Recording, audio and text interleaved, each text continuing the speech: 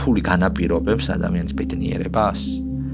იქნებ არ განაპირობებს და მის მნიშვნელობას და როლზე მეტად ვზრდით.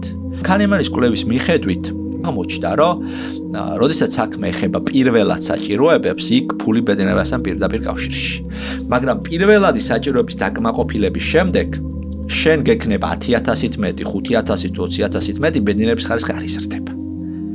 და ამას თავისი ლოგიკა აქვს, ნახე, მე თუ აი ის რაც ჩამოვთვალე უსაფრთხოება, პატივისცემის მოთხოვნილება, დაფას, ყველაფერი თუ დამეკმაყოფილდა, იმის იქით ფული ვეღარ მოქმედებს ჩემზე.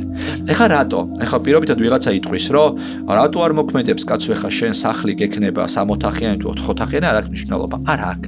იმიტომ რომ შენ ფსიქა იმდენად ადაპტირდება ამასთან, რომ ერთ თვეში ის ახალი 4 ოთახიანი სახლი გახდება ძველი 3 ოთახიანი სახლის ემოციის შემქმნელი. მიხდი? და ამიტომ ბედნიერების ხარისხზე ვერ ახდენს გავლენას ეს. ქანემანის კვლევის მიხედვით.